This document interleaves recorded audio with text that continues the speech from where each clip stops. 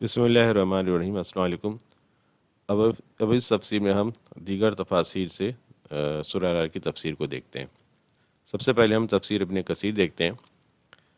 اس صورت کے مکی ہونے کی دلیل یہ ہے کہ صحیح بخاری میں حضرت برا بن عازب رضی اللہ عنہ سے مروی ہے کہ فرماتے ہیں کہ مکہ سے جو سب سے پہلے صحابہ ہجرت کر کے ہمارے ہاں تشریف لائے وہ مصعب بن عمیر اور ابن ام مکتوم تھے۔ انہوں نے ہمیں قرآن کی تعلیم دینا شروع کر دی۔ اس کے بعد حضرت بلال، عمار، سعد رضی اللہ عنہ مجمعین تشریف لائے۔ اس کے بعد حضرت عمر بن خطاب رضی اللہ عنہ اپنے 20 ساتھیوں کے ساتھ تشریف لائے۔ پھر چند دنوں بعد حضور نبی کریم صلی اللہ علیہ وسلم مدینہ طیبہ تشریف لے آئے۔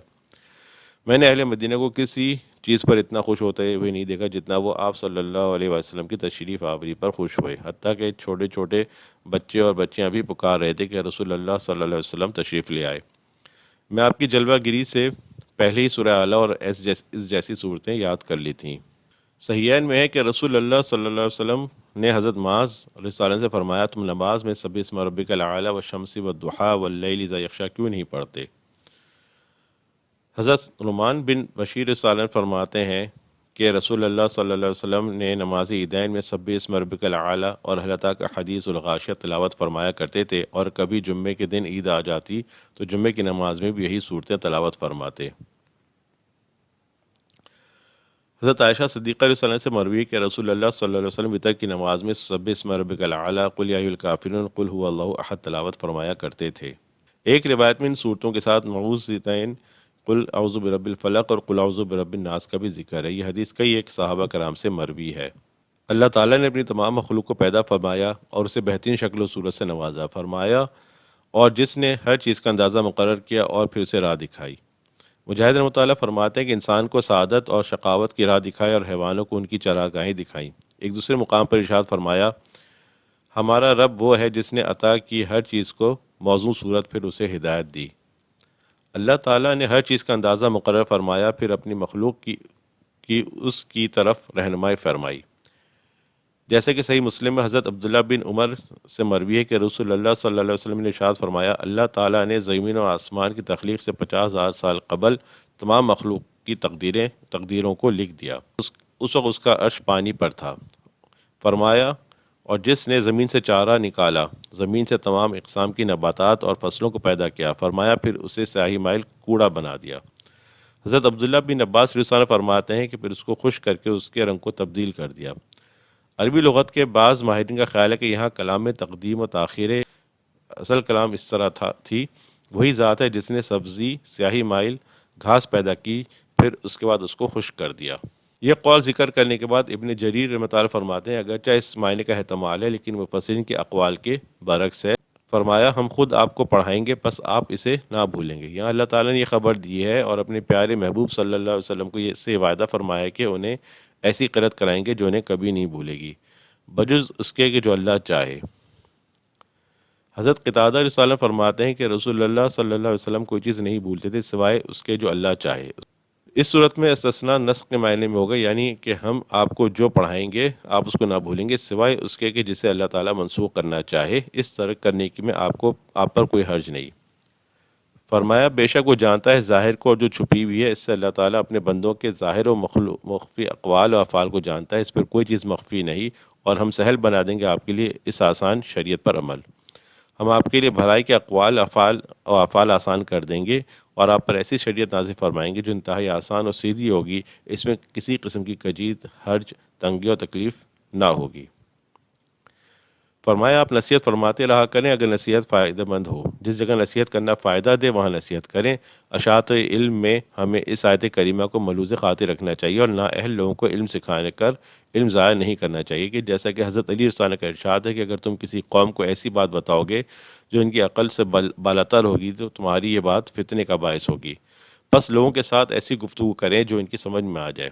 کیا تم یہ چاہتے ہو کہ اللہ تعالیٰ اور اس کے رسول کی تکذیب کی جائے؟ فرمایا، سمجھ جائے گا جس کے دل میں خدا کا خوف ہوگا۔ آپ کی تبلیغ سے وہی شخص نصیحت پکڑے گا جس کے دل میں اللہ کا خوف ہوگا اور جس کے دل میں یہ یقین ہوگا کہ اسے ایک دن اللہ کے ہاں پیش ہونا ہے۔ فرمایا، اور دور رہے گا اس سے بدبخت جو بالآخر بڑی آگ میں داخل ہوگا، پھر وہاں نہ مرے گا نہ جیے گا۔ نہ تو وہاں مرے گا کہ مر کر راحت حاصل کر، نہ ہی اس کی زندگی اسے کوئی فائدہ دے گی، بلکہ یہ اس کے لیے تکلیف کا باعث ہوگی، کیونکہ اس کی زندگی کی وجہ سے ہی اسے دردناک عذاب کا شعور ہوگا جس میں اسے مبتلا کیا جائے گا۔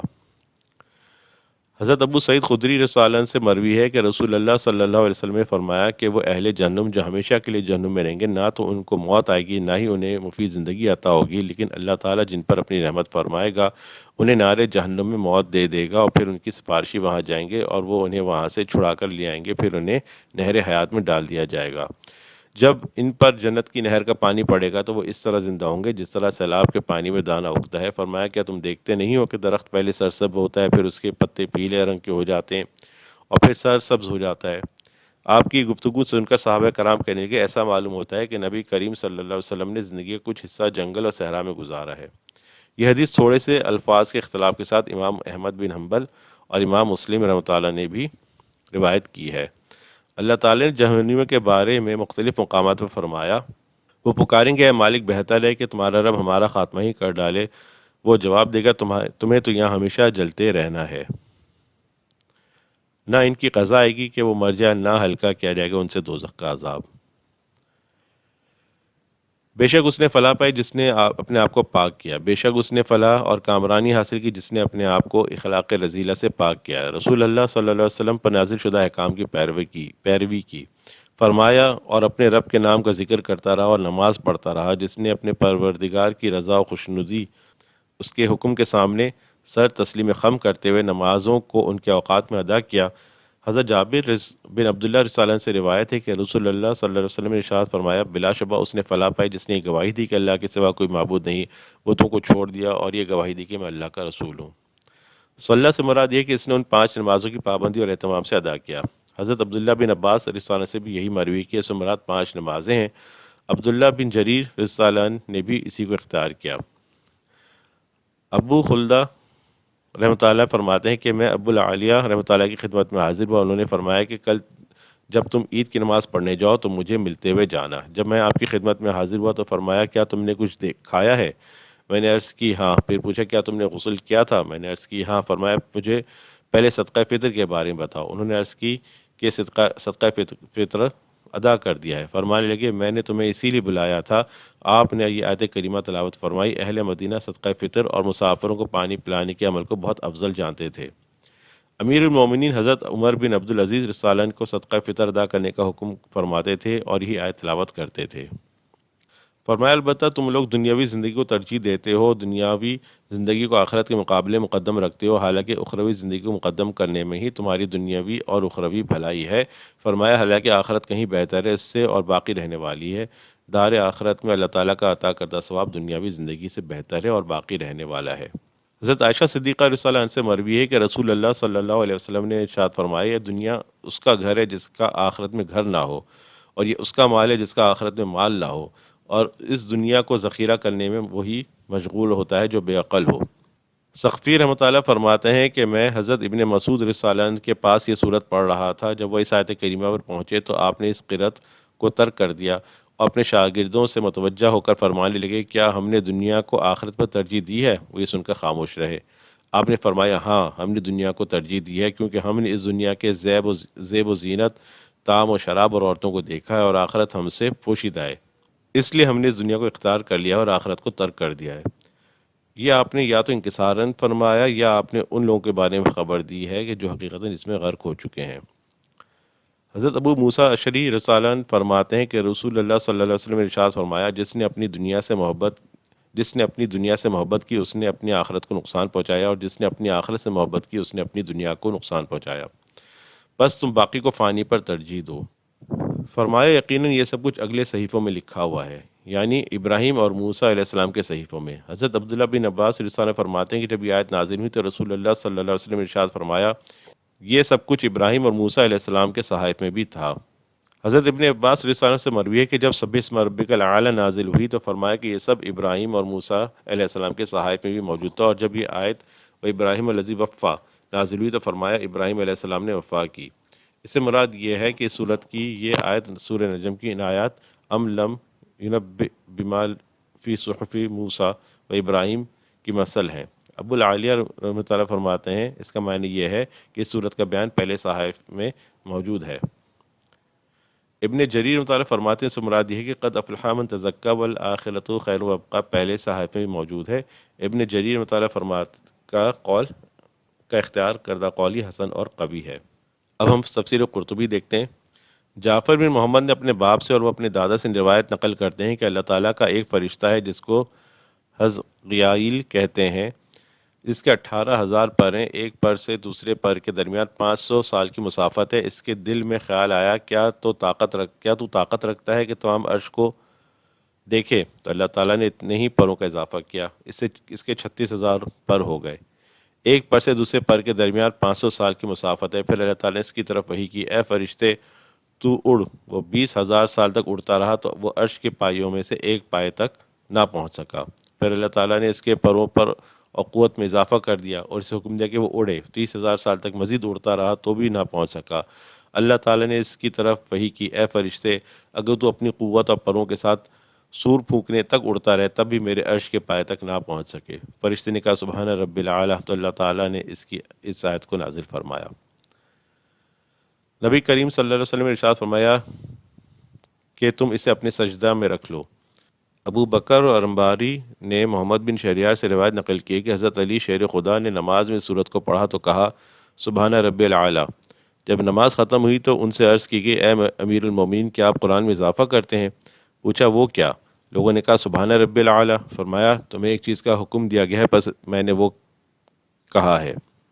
عقبہ بن عامر جوہنی سے مروی ہے حضرت جب بسم ربک العالی نازل ہوئی تو نبی کریم صلی اللہ علیہ وسلم نے ارشاد فرمایا تو اسے تم اپنے سجدے میں رکھ لو۔ ایک قول یہ کیا گیا ہے سب سے پہلے جس نے سبحان رب العالی کا وہ حضرت میکائیل علیہ السلام ہیں۔ نبی کریم صلی اللہ علیہ وسلم نے حضرت جبرائیل امین سے فرمایا جس آدمی نے نماز یا غیر نماز میں سبحان رب العالی کہا اس کا ثواب کیا ہے؟ حضرت جبرائیل امین نے عرض کی اے محمد صلی اللہ علیہ وسلم جو مومن مرد یا مومن عورت سجدہ میں یا غیر سجدہ میں کہے تو یہ کلمہ اس کے میزان میں عرش کرسی اور دنیا کے پہاڑوں سے بڑھ کر بھاری ہوگا۔ اللہ تعالیٰ فرمائے گا میرے بندے نے سچ کہا ہے، میں سب چیزوں پر غالب ہوں اور مجھ پر کوئی چیز غالب نہیں۔ اے میرے فرشتوں گواہ رہو میں نے اسے بخش دیا اور اسے جنت میں داخل کر دیا۔ جب ایسا بندہ فوت ہوتا ہے تو حضرت میکائیل ہر روز اس کی زیارت کرتے ہیں اور جب قیامت کا دن ہوگا تو اسے اپنے پروں پر بٹھائیں گے اور اللہ تعالیٰ کے سامنے کھڑا کر دیں گے۔ وہ عرض کرے گا اے میرے رب اس کے حق میں میری سفارش قبول کیجیے۔ اللہ تعالیٰ فرمائے گا میں نے اس کے بارے میں تیری شفاعت قبول کی، اسے جنت کی طرف لے جا۔ حضرت حسن بصری رحمۃ اللہ نے کہا اس کا معنی ہے اپنے برتر رب کے لیے نماز پڑھ۔ ایک قول یہ کیا گیا ہے اس کا معنی ہے اللہ تعالیٰ کے اسماء کے ساتھ نماز پڑھو، نہ کہ مشرکین کی طرح نماز پڑھو جو سیٹیاں اور تالیاں بجاتے ہیں۔ والذی قدر فہدی، حضرت علی شیر خدا اور دیگر نے اسے قدرہ پڑھا ہے جس کے باقی قرآن نے اسے مشدد پڑھا ہے۔ دونوں کا معنی ایک ہی ہے، ہر ایک شکل مقدر کی اور اس کو تیار کیا اور اس کی رہنمائی کی۔ مجاہد نے کہا شقاوت اور سعادت کو مقدر کیا اور ہدایت اور گمراہی کی طرف رہنمائی کی۔ ان سے ایک قول یہ بھی مروی ہے کہ انسان کی ہدایت اور سعادت کی طرف رہنمائی کی اور چوپایوں کی چراگاہوں کی طرف رہنمائی کی۔ ابو صالح نے حضرت ابن عباس رضی اللہ عنہ سے روایت نقل کی ہے کہ سیذکر من یخشی کی والی آیت حضرت ابن ام مکتوم کے حق میں نازل ہوئی۔ ماوردی نے کہا جو آدمی اس سے امید رکھتا ہے وہ بھی نصیحت حاصل کرتا ہے مگر ڈرنے والے کا نصیحت حاصل کرنا امید رکھنے والے کی نصیحت حاصل کرنے سے زیادہ بلیغ ہے۔ حضرت ابن عباس رضی اللہ عنہ سے مروی ہے کہ تزکیہ کا معنی ہے جس نے اللہ الہ الا اللہ کہا۔ عطا نے ان سے روایت نقل کی ہے کہ یہ آیت حضرت عثمان بن عفان کے حق میں نازل ہوئی کہ مدینہ طیبہ میں ایک منافق تھا جس کا مدینہ طیبہ میں ایک کھجور کا درخت تھا جو ایک انصاری گھر میں جھکا ہوا تھا۔ جب ہوا چلتی تو کچی اور پکی کھجوریں انصاری گھر میں گر جاتی، وہ انصاری اور اس کے گھر والے ان کو کھاتے۔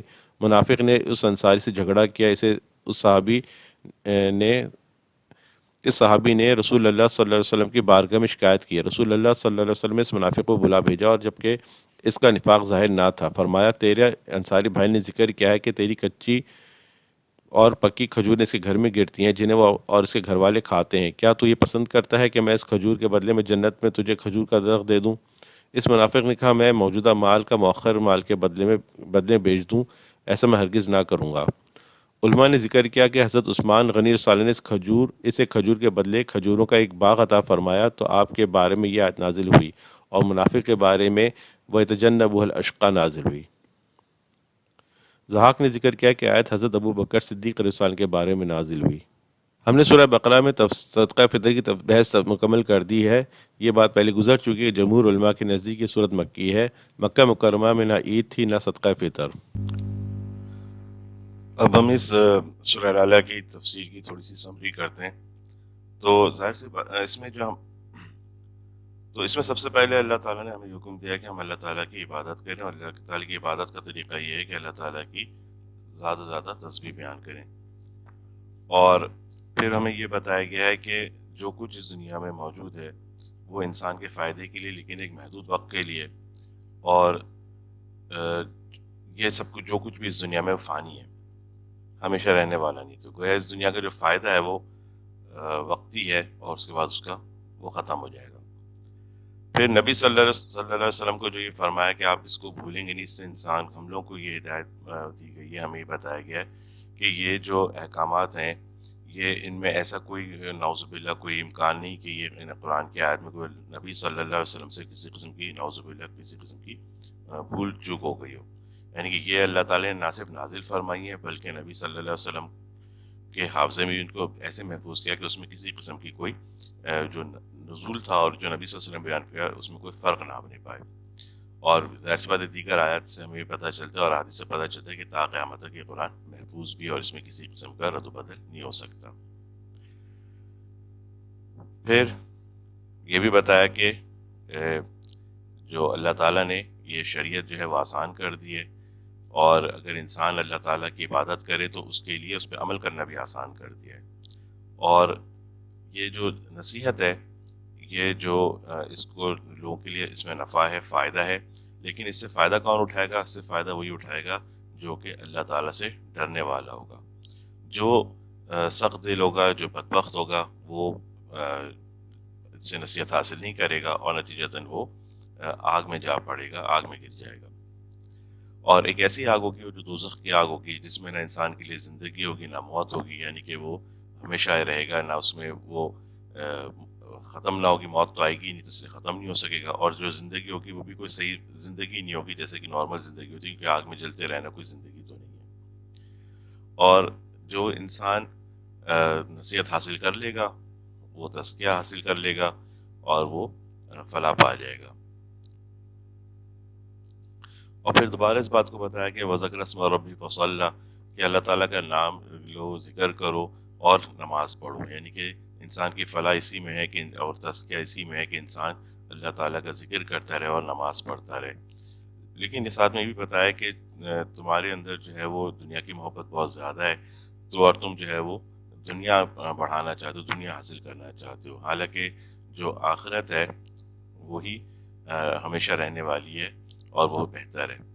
اور یہ جو تمام نصیحتیں ہیں یہ اللہ تعالیٰ نے اس بات کو emphasize کیا ہے کہ یہ پہلے کے صحیفوں میں موجود ہے، یعنی اس بات کو بتانا کہ یہ پہلے کے صحیفوں میں موجود ہے، اس سے مقصد یہ ہے کہ یہ کوئی نئی نصیحت نہیں ہے، کوئی نئی بات نہیں ہے جو انسان کے لیے بالکل تعجب کی ہو کہ اس کو انسان کو آج بتایا گیا ہے، بلکہ انسان کو ہمیشہ سے بتایا گیا ہے کہ اللہ تعالیٰ کی عبادت کرو، اللہ تعالیٰ کی اطاعت کرو، اللہ تعالیٰ کے فرمان اور احکامات کے پہ چلو، اور جو ہے وہ جنت حاصل کرو، اور اللہ تعالیٰ کی نافرمانی کرو گے تو تمہیں دوزخ میں ڈال دیا جائے گا۔